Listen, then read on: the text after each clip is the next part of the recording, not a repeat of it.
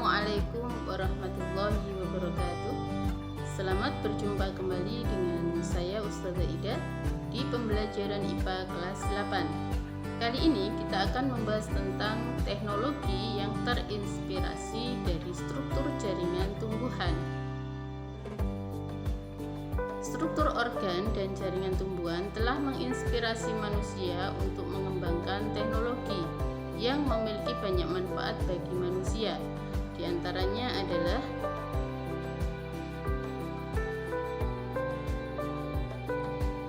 yang pertama adalah panel surya atau solar cell. Panel surya merupakan alat yang dapat mengubah sinar matahari menjadi energi listrik.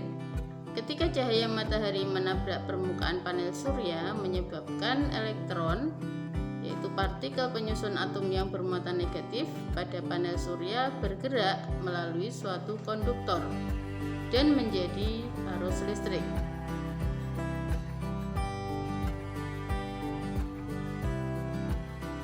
Mekanisme kerja panel surya ini terinspirasi oleh mekanisme fotosintesis yang terjadi pada daun tumbuhan.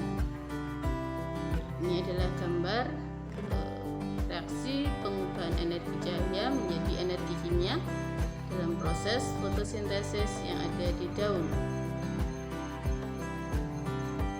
Ini adalah gambar panel surya dan komponen penyusunnya, di mana dia akan mengubah energi cahaya menjadi energi listrik. Pada proses fotosintesis dibutuhkan cahaya dan zat hijau daun yang disebut dengan klorofil. Melalui fotosintesis ini dihasilkan oksigen atau O2 dan glukosa atau C6H12O6. Saat daun terkena sinar matahari, klorofil akan menyerap energi cahaya. Elektron pada kompleks klorofil akan bergerak melalui suatu saluran yang menyebabkan muatan positif ikut bergerak. Muatan positif ini selanjutnya bergerak menuju kompleks enzim yang berfungsi menghasilkan energi kimia yang berupa ATP dan NADPH. Energi ATP dan NADPH ini selanjutnya akan digunakan untuk mengubah CO2 menjadi glukosa. Bunga ivy merupakan tumbuhan yang banyak hidup di benua Eropa. Tumbuhan tersebut merambat pada dinding bangunan untuk mendapatkan sinar matahari yang diperlukan untuk fotosintesis. Nah, jika kita mencermati daun yang tumbuh, pasti daun-daun tumbuhan itu menghadap ke arah datangnya sinar matahari.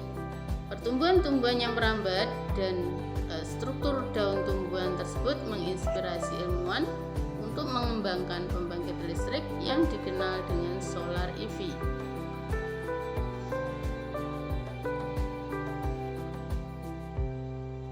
Panel solar EV, ini gambarnya seperti ini. Jadi bunga EV biasa merambat di dinding. Kemudian yang kedua adalah gambarnya dari panel solar EV yang dikembangkan para ilmuwan. Dan yang kedua adalah sensor cahaya. Lampu penerangan jalan mampu menyala dan mati secara otomatis karena dilengkapi dengan sensor cahaya yang disebut dengan fotoresistor atau light dependent resistor atau disingkat dengan LDR, dan saklar pengatur on dan off. Fotoresistor ini mampu mendeteksi ada dan tidak adanya cahaya di lingkungan sekitar.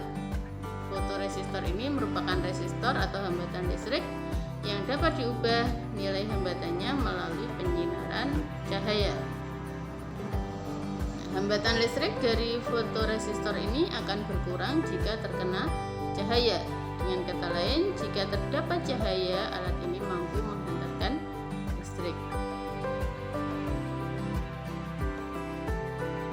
Saat menjelang pagi, sinar matahari akan mengenai fotoresistor, menyebabkan listrik mengalir menuju saklar. Aktifnya saklar ini malah akan mematikan aliran listrik utama, sehingga lampu penerangan jalan menjadi mati.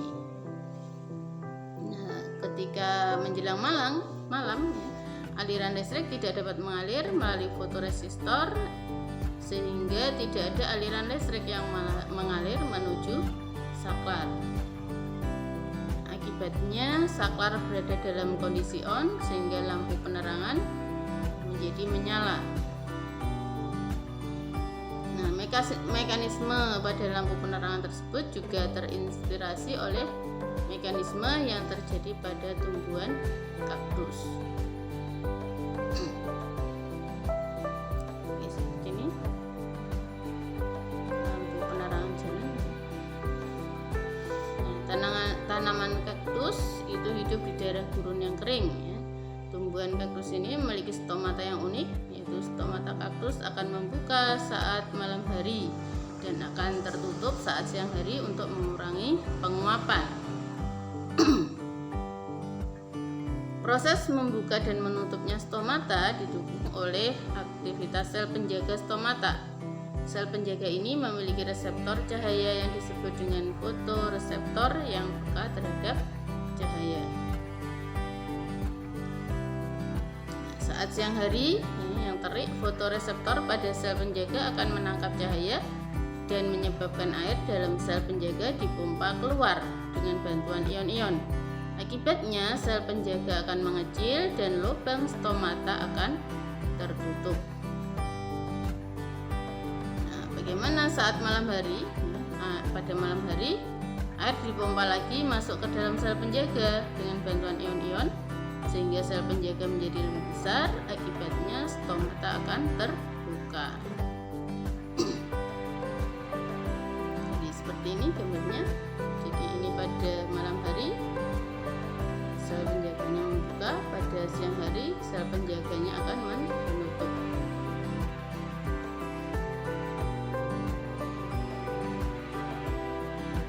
Kemudian yang ketiga adalah lapisan pelindung dan pengilap.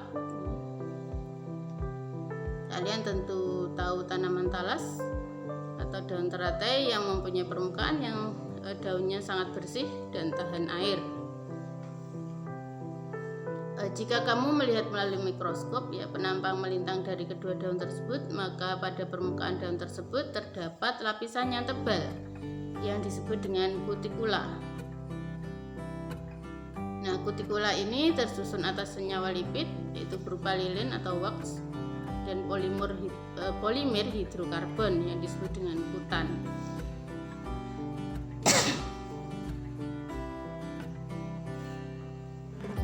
Kedua senyawa ini bersifat hidrofobik atau tidak suka air ya, sehingga jika air mengenai lapisan ini tidak akan membasahi daun.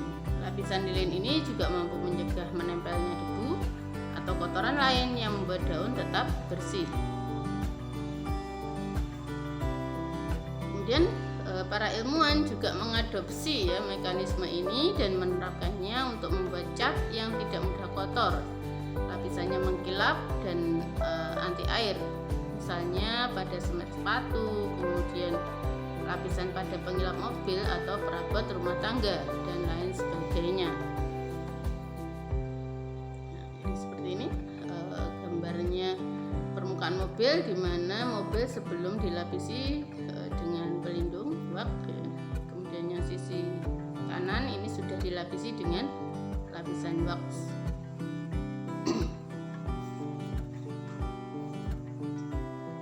Selanjutnya yang keempat adalah alat pemurnian air. Pada umumnya perairan yang ditumbuhi enceng gondok kondisi airnya jernih. Mengapa demikian? Ketika kamu melihat akar enceng gondok, kamu akan melihat bahwa akar enceng gondok tersebut berbentuk serabut yang banyak dan rapat ya.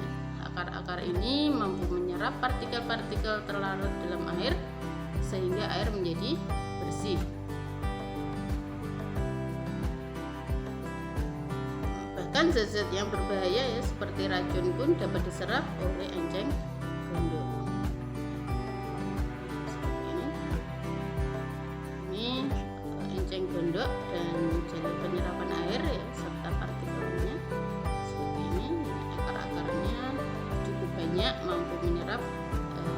partikel-partikel kotoran dalam air.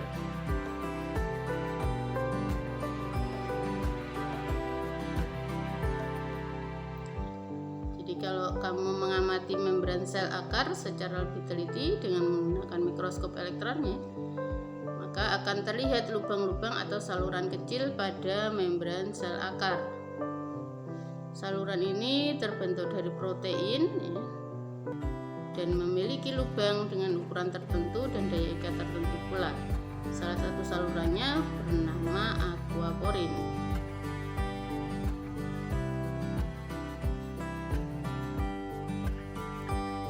Aquaporin ini merupakan saluran atau protein kanal yang hanya dapat dilewati oleh air, sehingga partikel lain tidak dapat masuk lewat aquaporin. Mekanisme tersebut menginspirasi ilmuwan ya, untuk mengembangkan teknologi penyaringan atau pemurnian air. Dengan teknologi ini, air yang kotor dapat disaring sehingga air hasil penyaringan benar-benar bersih ya, dan aman untuk dikonsumsi. Inilah gambar dari alat tersebut ya, alat pemurnian air. Jadi itulah tadi alat-alat yang terinspirasi dari struktur jaringan pada tumbuhan. Demikian video dari saya. Terima kasih atas perhatian kalian. Saya akhiri. Wassalamualaikum warahmatullahi wabarakatuh.